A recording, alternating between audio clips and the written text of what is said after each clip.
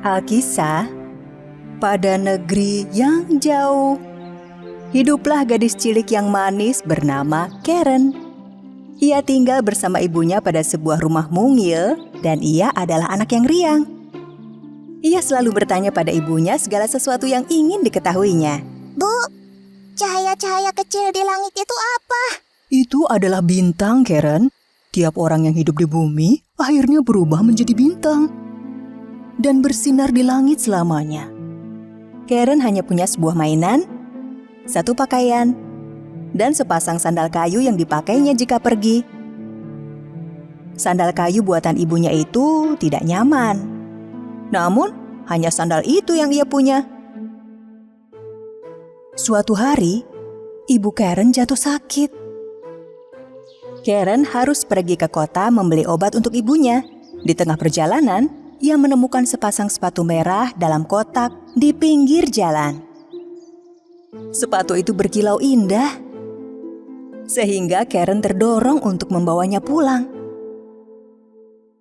Lihat, Bu, aku menemukannya di pinggir jalan. Bagus sekali kan? Pas untukku. Bisa saja itu milik seseorang, Karen. Kau harus segera mengembalikannya.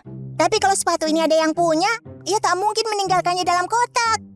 Mungkin pemiliknya tak sengaja menjatuhkannya. Pastinya jangan sampai jatuh. Aku yang menemukannya. Jadi milikku sekarang. Sayang, dengar ibu baik-baik. Mungkin ibu belum bisa membelikanmu sepatu baru sekarang. Tapi ibu tak mengizinkan kau memakai sepatu milik orang lain.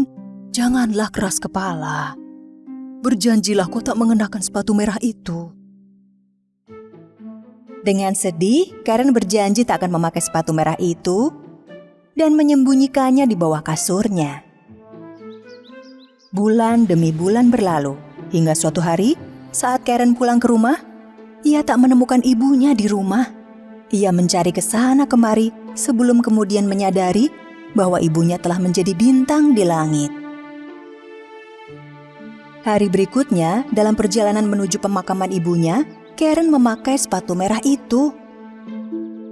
Semua yang hadir menatap sepatu yang dipakai Karen. Iya, tidak pantas. Tapi Karen tak peduli, karena ia menyukai sepatu itu. Seorang nenek baik hati kebetulan lewat di pemakaman. Nenek tersebut mengetahui gadis cilik itu kini yatim piatu dan berniat mengadopsinya. Ikut denganku, gadis cantik. Akan nenek lakukan yang terbaik untukmu agar menjadi sukses dan cantik kelak kau dewasa. Jadilah Karen hidup bersama nenek itu selama bertahun-tahun lamanya. Karen, kau memakai sepatu itu terus-menerus sejak ibumu dimakamkan. Copotlah sepatu itu. Sudah sangat kotor. Tidak, aku menyayangi sepatu merahku. Oh, Karen, jangan keras kepala begitu. Ayo, ganti sepatumu. Nenek berjanji akan belikan yang lebih bagus. Karen tak ingin mengecewakan nenek yang begitu baik telah mengadopsinya. Sehingga akhirnya ia lepas sepatu merah itu dan membuangnya. Hari demi hari berganti. Suatu hari saat Karen bermain di kamar barunya dengan baju dan mainan baru, nenek membelikannya sepasang sepatu baru. Tapi Karen tak menyukai sepatu itu. Tapi warnanya biru. Jelek sekali. Aku tak menyukainya. Tahun-tahun berikutnya, Karen sangat merindukan sepatu merahnya. Ia tumbuh menjadi gadis yang cantik. Namun sifat keras kepalanya tak berubah. Bahkan saat sang nenek membelikannya hadiah. Aku tak mau memakai benda ini. Tapi nenek merajutnya untukmu. Aku tak mau makanan ini. Buatkan aku kentang goreng. Paling tidak makanlah sedikit, sayang. Sang nenek merasa lelah dengan sikap pilih-pilih dan keras kepala Karen. Namun tetap membuatkannya kentang goreng. Begitu nenek masuk, Karen melepas sepatu birunya yang sudah terlalu sempit. Lihat, Nek. Semua barang milikku kekecilan sekarang. Aku sudah dewasa. Ya, ayolah kalau begitu. Kita beli baju dan sepatu baru untukmu. Lalu, sang nenek dan Karen pergi ke toko. Oh, lihat. Mirip sepatu merah kesayanganku. Aku harus memilikinya. Ayo beli yang ini. Karen, kau tak butuh sepatu merah mewah. Kau perlu sepatu yang tampak sopan kau kenakan. Misalnya jika kau kelak menghadiri pemakaman. Nenek hanya mampu membelikanmu sepasang sepatu. Kita beli sepatu hitam, lalu pulang. Nenek sudah lelah. Aku tak peduli. Jika nenek tak membelikan 2 pasang sepatu, aku bertelanjang kaki saja mulai saat ini. Gadis kecil. Andai saja kau tak keras kepala. Nenek membelikan sepatu hitam untuk Karen dan menghabiskan sisa uangnya untuk membelikan Karen sepatu merah berkilau itu juga. Mereka harus pulang berjalan kaki. Kaki sang nenek terasa sakit selama perjalanan dan ia tak sanggup mengikuti si manja Karen. Dan Karen tak peduli. Ia berjalan pulang mengenakan sepatu merahnya. Satu hari, nenek mengatakan pada Karen bahwa mereka harus hadir pada pemakaman di kota. Karen, pastikan kau memakai sepatu hitammu. Kalau tidak, kau akan dianggap tidak sopan di pemakaman. Karen menatap sepatu hitamnya di kamar, lalu menatap sepatu merah itu juga. Ia memilih memakai sepatu merah. Kala meninggalkan rumah, ia menutupnya dengan gaun. Sehingga nenek tak melihat sepatunya. Namun di pemakaman, semua orang melihat sepatu Karen. Berkilauan di bawah gaunnya. Mereka membicarakan Karen dan sepatu merahnya di pemakaman. Dan betapa tak sopannya yang mengenakannya. Begitu gunjingan mereka sampai ke telinga sang nenek, ia menjadi marah. Karen, kau tak dengar apa kata nenek? Dan memakai sepatu itu lagi. Kau ini keras kepala, Karen. Tunjukkan rasa hormatmu. Seorang bangsawan muda nan tampan kebetulan lewat dan terpesona dengan kecantikan Karen. Ia mendekatinya dan berlutut lalu memberikan pujian padanya. Oh, kau sangat cantik dan begitu lembut memakai sepatu indah ini. Tuanku, kau membuatku tersipu. Kau pasti pandai berdansa. Aku mengundangmu untuk hadir pada pesta dansa di istana malam ini. Datanglah. Begitu gembira dengan tawaran bangsawan itu, Karen mulai menari. Namun beberapa saat kemudian, ia tak dapat berhenti menari. Mengapa aku tak bisa berhenti menari? Apa yang terjadi? Karen meninggalkan sang nenek dan bangsawan itu tatkala ia menari. Karen, kembalilah. Meski beberapa saat sang bangsawan mengejarnya, ia akhirnya kehilangan Karen. Sepatu merahnya menjadi lebih keras kepala daripada Karen sendiri. Sepatu itu membawanya hingga ke puncak gunung dan membuatnya terus menari siang malam selama 3 hari. Kaki Karen terasa sangat sakit, sehingga ia berteriak tiap kali melangkah. Meski terjatuh di lumpur dan duri-duri tajam menancap, sepatu itu tetap menari. Cukup. Aku sangat lelah. Aku tak akan bersikap keras kepala lagi. Aku berjanji. Berhentilah. Tolong berhentilah. Berhenti. Begitu Karen berjanji tak akan keras kepala lagi, sepatu merah terlepas dari kakinya dan Karen terjatuh ke tanah. Sepatu merah itu terus menari tanpanya.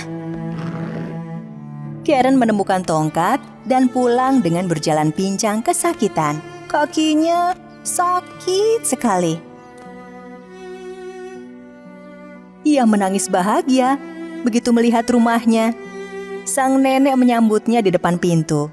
Mereka pun berpelukan. Aku tahu aku keras kepala. Namun aku berjanji tak akan seperti itu lagi, Nek. Begitu Karen mengubah sikapnya, keadaan menjadi lebih baik. Satu hari, seseorang mengetuk pintu. Ia adalah sang bangsawan tampan. Karen, akhirnya kita bertemu. Aku berusaha mengejarmu, tapi kau menari begitu cepat. Bagaimana kau melakukannya? Karen gembira melihat kehadiran bangsawan muda nan tampan itu. Saat itulah cinta Karen dan bangsawan muda bersemi. Begitu meninggalkan sikap keras kepalanya, Karen hidup dengan lebih tenang dan bahagia. Pada suatu masa, pada negeri yang jauh, hiduplah seorang gadis cantik bernama Cinderella. Putri Cinderella yang baik hati hidup bersama Pangeran Leo pada sebuah istana megah. Di negeri itu, hidup pula seorang wanita tua yang telah lama bekerja pada sebuah toko roti di sana. Ia membuat roti-roti paling lezat.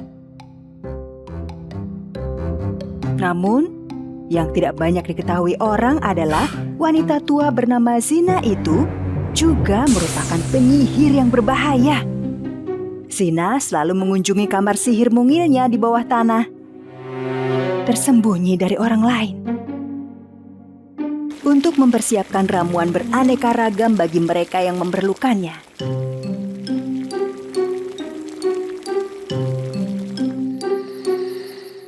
Waktu demi waktu berlalu.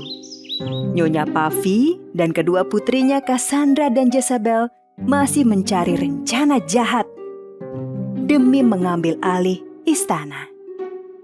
Harus ada kekuatan sihir yang terlibat. Cassandra menyebutkan penyihir bernama Zena yang diam-diam mempersiapkan ramuan di ruang bawah tanah.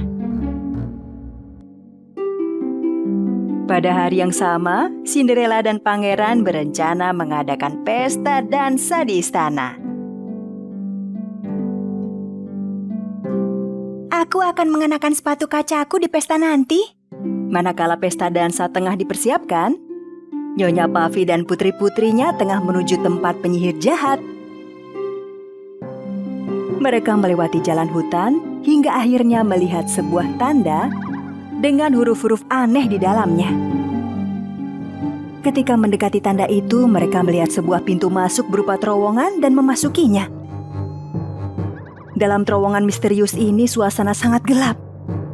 Lilin-lilin menyala secara ajaib tatkala mereka melewatinya. Setelah agak jauh berjalan, tiba-tiba seekor burung hantu muncul.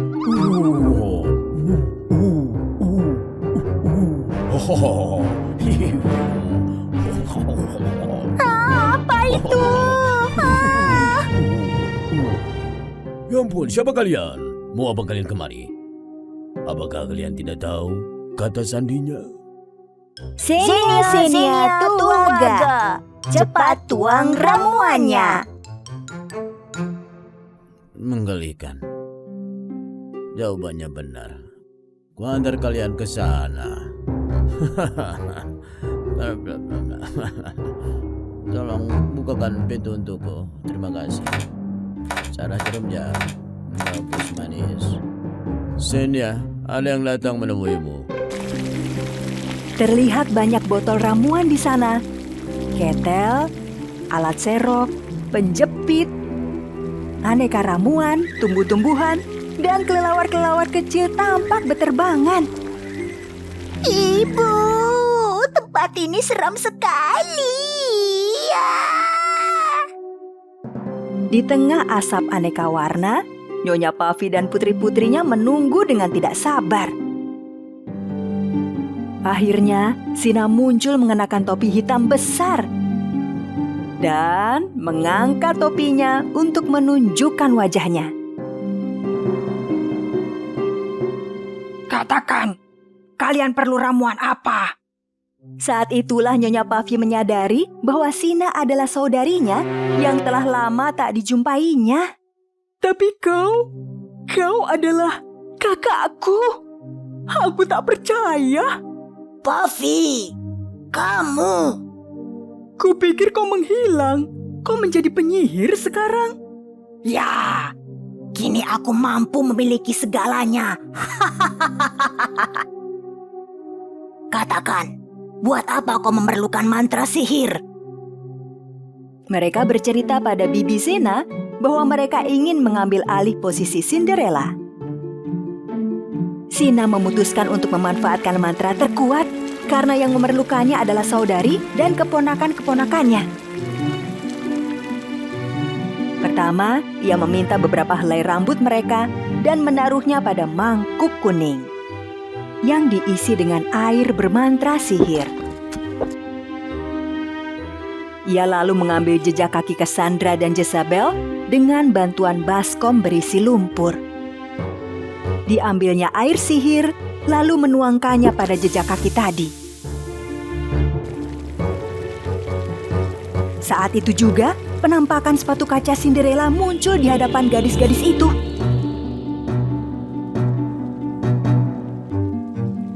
Simsalabim, abrakadabra. Sepatu ini akan membuat Cinderella terjatuh. Hanya dengan suara dari Puffy saja, sepatu itu akan menurut dituntun kemana.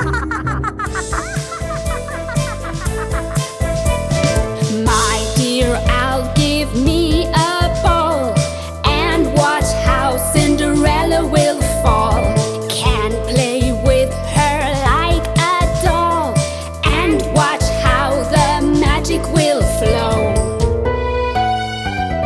Magic is my everything. I can rule the world with it. Magic is my everything. I can capture all that I need. Magic is my everything. I can rule the world with it. Magic is my everything. Magic is my everything. Akhirnya, malam pesta dansa tiba. Cinderella mengenakan gaun kesayangannya dan juga sepatu kacanya, lalu menuju ruang dansa. Nyonya Puffy dan putri-putrinya mengamati Cinderella diam-diam di sudut aula. Baiklah, sepatu ajaib. Buat Cinderella terpeleset. Ketika Cinderella terjatuh ke lantai, ia tidak menyadari apa yang terjadi. Ia segera bangkit, namun kakinya tidak bisa berhenti bergerak dan menendang tamu-tamu pesta saat ia berlari mengelilingi aula. Tidak! Apa yang terjadi padaku? Cinderella berlari maju mundur, kiri ke kanan. Pangeran maupun tamu yang lain tak mampu menghentikannya. Akhirnya ia berhasil keluar ruang dansa dan menuruni tangga istana, namun tetap tidak mampu menguasai gerak kakinya. Sementara itu Nyonya Puffy dan putri-putrinya memandang Cinderella sambil terkikik. Putri Cinderella meninggalkan istana, lihat! Hah, Cinderella meninggalkan istana? Ya ampun, aduh! Cinderella secepat kilat berlari meninggalkan istana. Tersesatlah di negeri yang jauh, Cinderella. Ketika hal tersebut terjadi, sahabat-sahabat kecil Cinderella, Mozzarella dan Cheddar meminta bantuan Liabel di bawah pohon hazelnut. Liabel, dimanapun kau berada, datanglah. Kami perlu bantuanmu. Liabel tiba di hadapan Mozzarella dan Cheddar, lalu terbang secepatnya ke tempat Cinderella berada. Sepatu kaca berganti warna menjadi merah. Liabel mengayunkan tongkat ajaibnya pada sepatu Cinderella, tetapi sama sekali tidak membantu. Wahai sepatu ajaib, dengarkan aku. Berhentilah kala jalanmu berlumpur dan bergelombang. Mantra dari peri menciptakan jalanan yang berawah.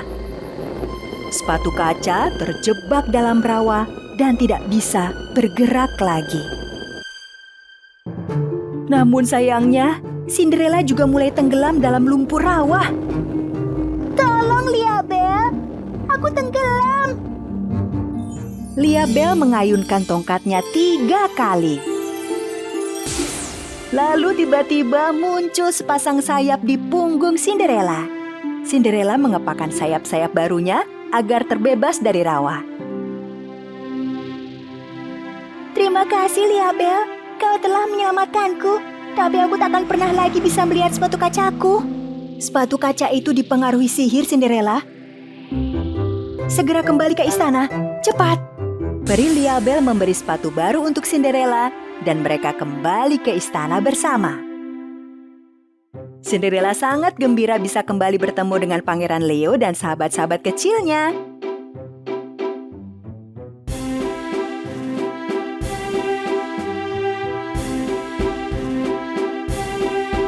Begitu Nyonya Puffy melihat rencana jahatnya gagal, mereka meninggalkan istana secepat mungkin. Orang baik selalu menang. Aku benci itu.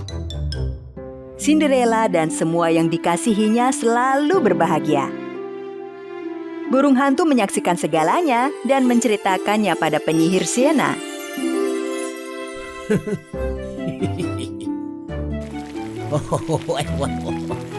Sienna, trik sepatu sihir itu tidak berhasil. Tidak. Tidak mungkin. Tidak mungkin. Bagaimana bisa penyihir sehebat aku dikalahkan? Tidak mungkin. Sabar, Ibu. Adis Rebaba.